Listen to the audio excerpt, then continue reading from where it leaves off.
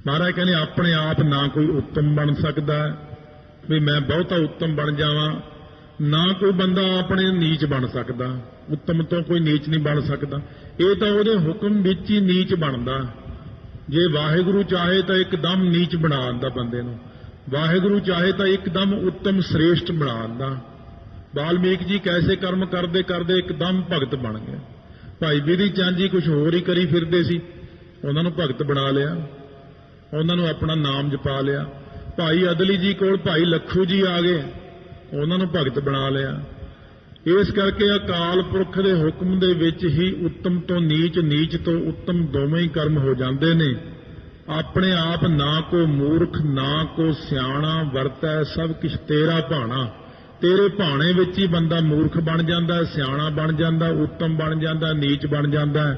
ये सब तेरे हुक्म अनुसार हो रहे। ਜਿਹੜੇ इस हुक्म नूं समझ लैंदे ने उन्हां नूं महाराज कहने नानक हुक्म है जे बुझै तां हउमੈ कहै ना कोय। इस हुक्म नूं जे आपां अपने मन च वसा लईए, आखण जोर चुप्पै ना जोर, जोर ना मंगण देण ना जोर, जे इन्हां पंक्तियां नूं अपने मन दे अंदर वसा लई, कदे लड़ाई झगड़ा नहीं हुंदा, कदे रौला नहीं पैंदा कोई। ਜਦੋਂ पता पई बोलण च किसे दा जोर नहीं, मंगण विच किसे दा जोर नहीं, आह कर्म विच जोर नहीं, किसे दा जोर ही नहीं किसे काम विच, तां जाके किते ਉੱਚੀ अवस्था ਬਣਦੀ ब्रह्म ज्ञान ਦੀ, ਤਾਂ ਕਿਤੇ ਜਾ ਕੇ ਫਿਰ ਜੀਵ ਦੇ ਮਨ ਦੀ ਇਕਾਗਰਤਾ ਹੁੰਦੀ ਹੈ। ਮਹਾਰਾਜ ਸੱਚੇ ਪਾਤਸ਼ਾਹ ਦੀ ਜੋਤ ਆਪਣੇ 'ਚ ਕੰਮ ਕਰਦੀ ਹੈ ਜਦ ਤੱਕ। ਮਹਾਰਾਜ ਕਹਿੰਦੇ ਜਬ ਲਗ ਜੋਤ ਕਾਇਆ ਮੈਂ ਵਰਤੈ, ਆਪਾ ਪਸ਼ੂ ਨਾ ਬੂਝੈ, ਲਾਲਚ ਕਰੈ ਜੀਵਨ ਪਦ ਕਾਰਨ ਲੋਚਨ ਕਛੂ ਨਾ ਸੂਝੈ। ਆਪਣੇ 'ਚ ਜੋਤ ਕਰਮ ਕਰ ਰਹੀ ਹੈ। ਸਤਿਗੁਰੂ ਕਹਿੰਦੇ ਜਦ ਤੱਕ ਤੇਰੇ ਅੰਦਰ ਜੋਤ ਹੈ ਨਾ, ਉਦੋਂ ਤੱਕ ਜਾਪ ਕਰੀ ਜਾ ਕਰੀ ਜਾ। ਜਦ ਜੋਤ ਨਿਕਲ ਗਈ ਫਿਰ ਤਾਂ ਤੈਥੋਂ ਬੋਲਿਆ ਵੀ ਨਹੀਂ ਜਾਣਾ। ਫਿਰ ਤਾਂ ਮੂਹਰੇ ਜਾਂ ਤਾਂ ਰਾਮ ਨਾਮ ਸਤ ਕਰਦੇ ਲੋਕ ਹੀ ਬੋਲਦੇ ਜਾਂਦੇ ਆ। ਕਲਕੱਤੇ ਜਾਂ ਜਗ ਸੁਧਾਰ ਗੁਰਦੁਆਰੇ ਦੇ ਉੱਤੇ ਖੜੇ ਅਸੀਂ ਦੇਖਦੇ ਹਾਂ, ਉੱਥੇ ਲਾਗੇ ਸੀਗਾ ਉਹ ਜਿਹੜਾ ਕਰੰਟ ਨਾਲ ਸਾੜਦੇ ਆ ਇਹਨਾਂ ਨੂੰ, ਮੁਰਦਿਆਂ ਨੂੰ, ਇਲੈਕਟ੍ਰਿਕ ਭੱਠੀ ਜੀ। ਉਹ ਮੁਰਦਾ ਉੱਪਰੋਂ ਦਿਖਦਾ, ਚੱਕ ਕੇ ਜਿਹੜੇ ਭੱਜੇ ਜਾਂਦੇ ਬੋਲ ਹਰੀ ਕਰਦੇ ਜਾਂਦੇ ਅੱਗੇ ਅੱਗੇ। ਉਹ ਮੁਰਦੇ ਦਾ ਸਿਰ ਐ ਹਿਲਦਾ ਸੀਗਾ। ਬਾਬਾ ਕਰਤਾਰ ਸਿੰਘ ਜੀ ਖਾਲਸਾ ਕਹਿੰਦੇ ਹੁਣ ਵੀ ਨਾ ਕਰੀ ਜਾਂਦਾ, ਦੇਖ ਲਓ। ਕਹਿੰਦੇ ਉਹ ਕਹਿੰਦੇ ਬੋਲ ਹਰੀ, ਉਹ ਕਹਿੰਦਾ ਨਾ ਮਰਦਿਆਂ ਉਹ ਮਰਨ ਤੋਂ ਬਾਅਦ ਵੀ ਕਹਿੰਦਾ ਹਰੀ ਨਹੀਂ ਬੋਲਣਾ, ਰਾਮ ਨਹੀਂ ਬੋਲਣਾ, ਵਾਹਿਗੁਰੂ ਨਹੀਂ ਮੈਂ ਕਹਿਣਾ, ਮਰ ਕੇ ਵੀ ਨਹੀਂ ਕਹੂੰਗਾ। ਸਤਿਗੁਰੂ ਮਹਾਰਾਜ ਕਹਿੰਦੇ ਉਹ ਜਿਉਂਦੇ ਤਾਂ ਕਹੋ, ਮਰਨ ਤੋਂ ਬਾਅਦ ਤਾਂ ਪਤਾ ਨਹੀਂ ਆਪਣੇ ਤੋਂ ਕਿਹਾ ਜਾਣਾ ਕਿ ਨਹੀਂ ਕਿਹਾ ਜਾਣਾ। ਜਿਉਂਦੇ ਆਖੋ ਵਾਹਿਗੁਰੂ ਵਾਹਿਗੁਰੂ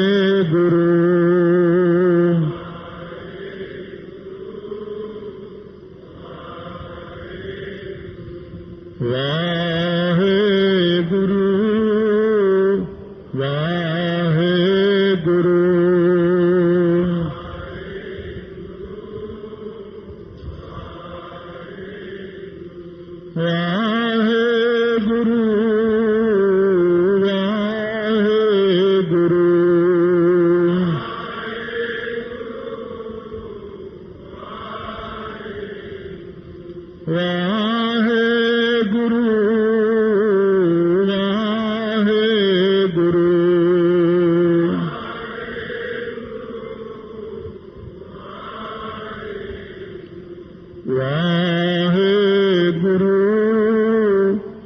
ਵਾਹਿਗੁਰੂ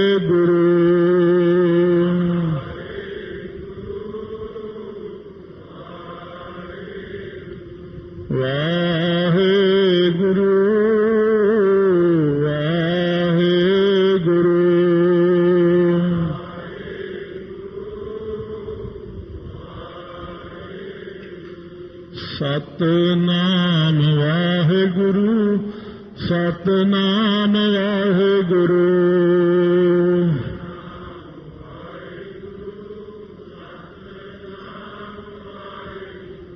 ਸਤਨਾਮ ਵਾਹਿਗੁਰੂ ਸਤਨਾਮ ਵਾਹਿਗੁਰੂ